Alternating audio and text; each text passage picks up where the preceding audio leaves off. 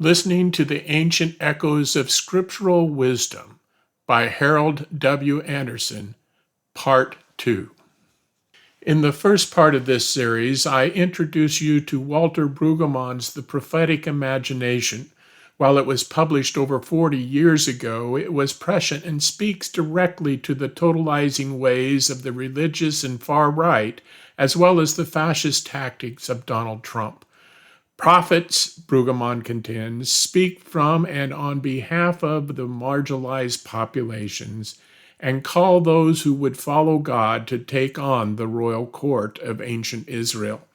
It is a small step from the abuse of those courts to the mean and totalizing ways of the religious and far right and the presidency of Donald Trump. Those who follow the prophets, however, cannot stop with words, but must listen to the ancient echoes of Scripture to demand justice. In his most recent book, Ancient Echoes, Brueggemann does exactly that by speaking to the deceit of the religious right and their support of Donald Trump. Drawn upon 8 distortions used by the right, Brueggemann listens for the echoes of the prophets as he demonstrates that all 8 of these distortions align with the kings while opposing the prophetic voice. The first distortion is that the government is bad. That is what the royal court and today Trump and the religious right would have you believe. To save time, I will refer to the royal court of prophetic times, the religious right, Trump and his MAGA followers, as the court. The court, then, believes that all government is broken and only the court can fix it. However, Brueggemann hears the echoes of Ezekiel 43 verses 2 through 24 that condemns the claims of the court.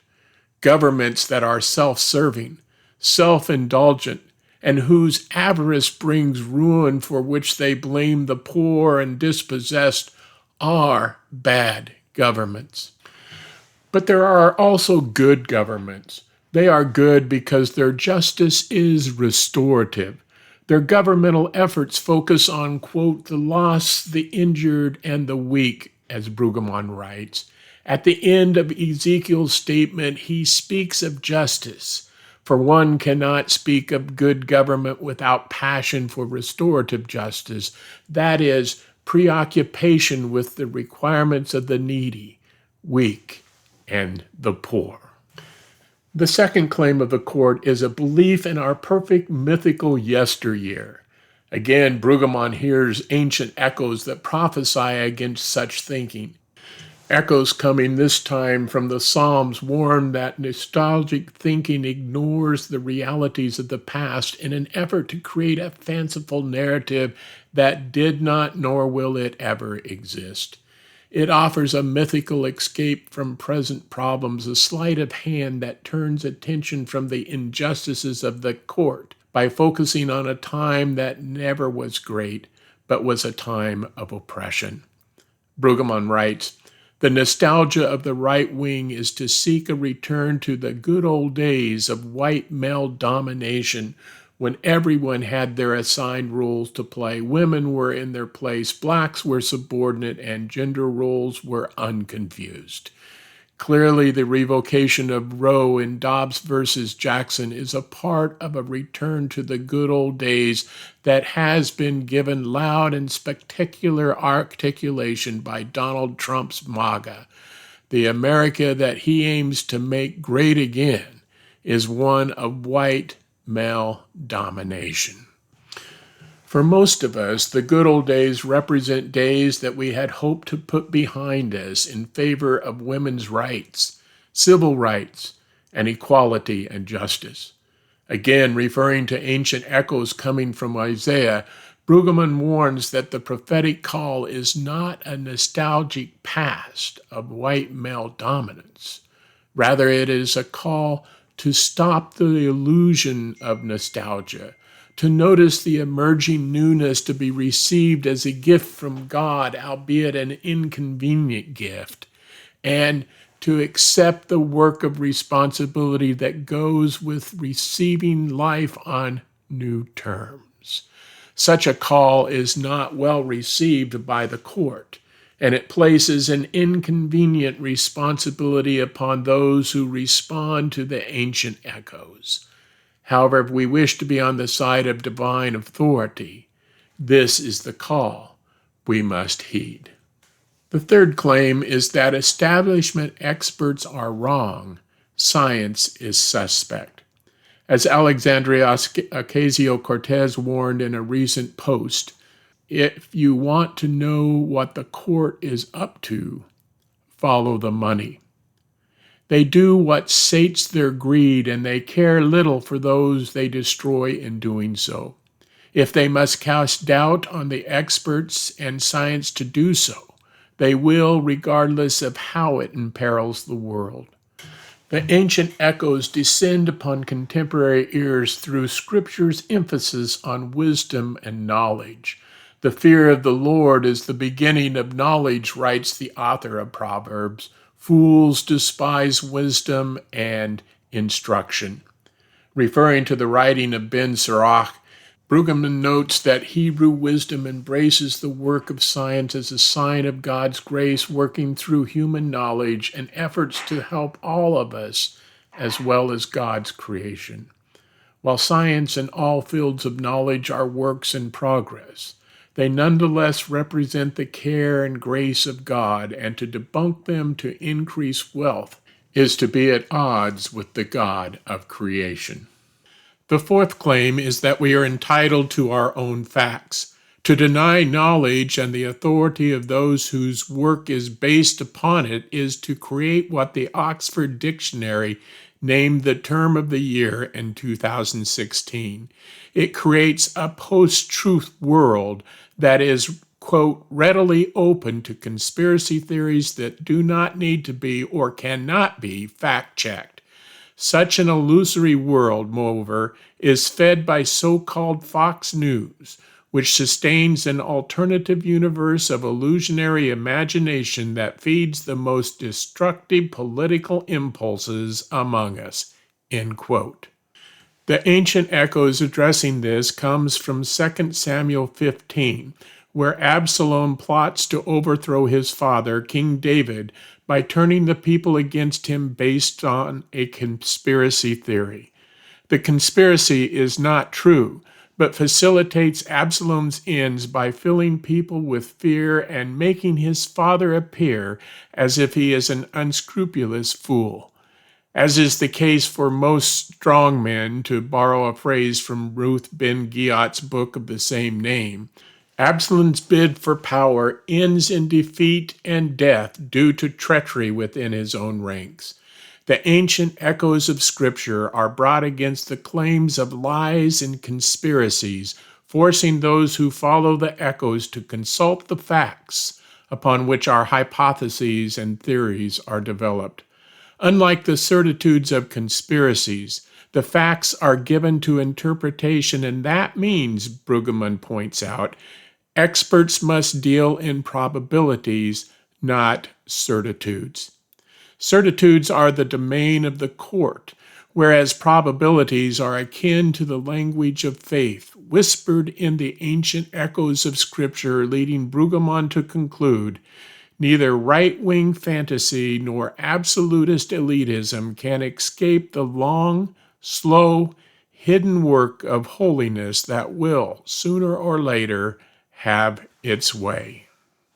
The fifth claim of the court is that short-term profits are everything.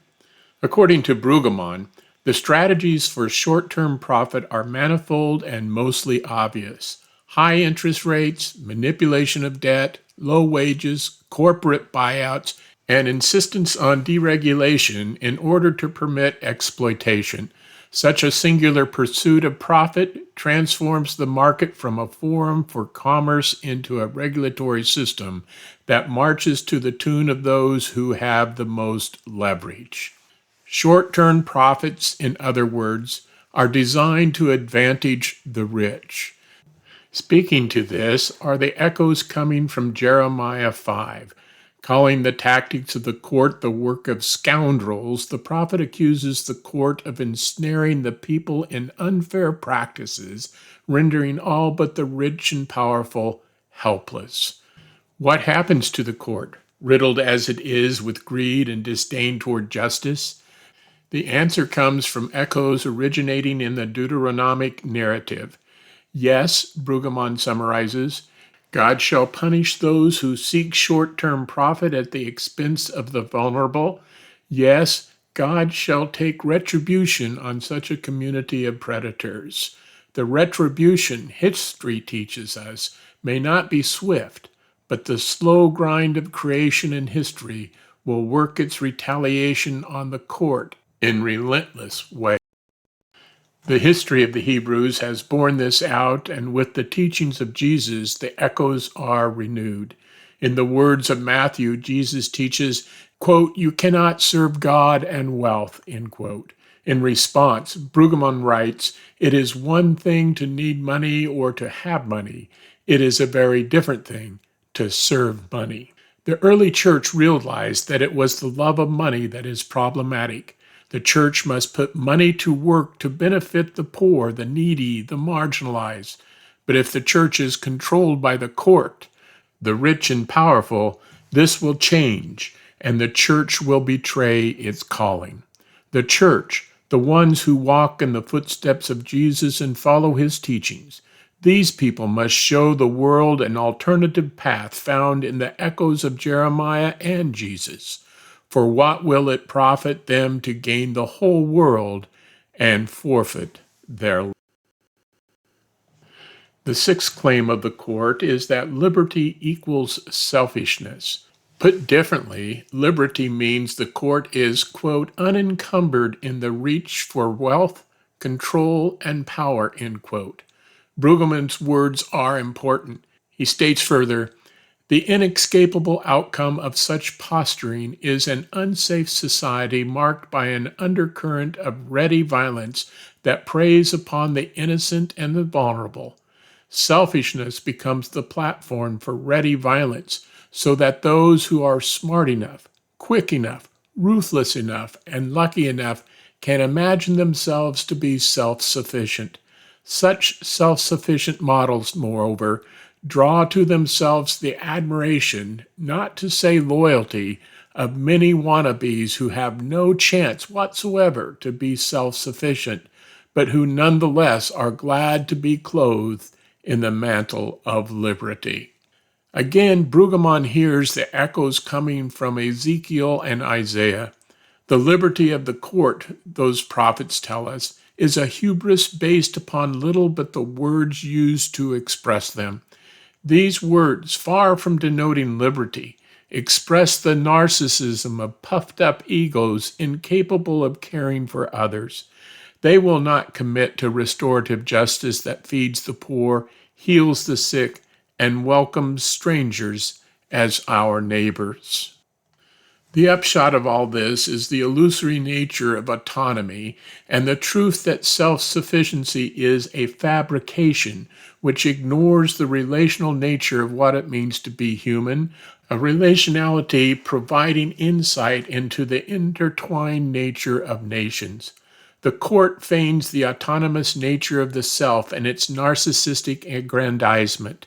We learn from the ancient echoes, however, that liberation is not attained by riches and power gained through a puffed-up sense of self. Liberation comes when restorative justice balances the scale, giving the marginalized and dispossessed an equal voice in forming tomorrow's world. Due to YouTube's time constraints, I had to divide this section into two. Please see Part 3 for the conclusion.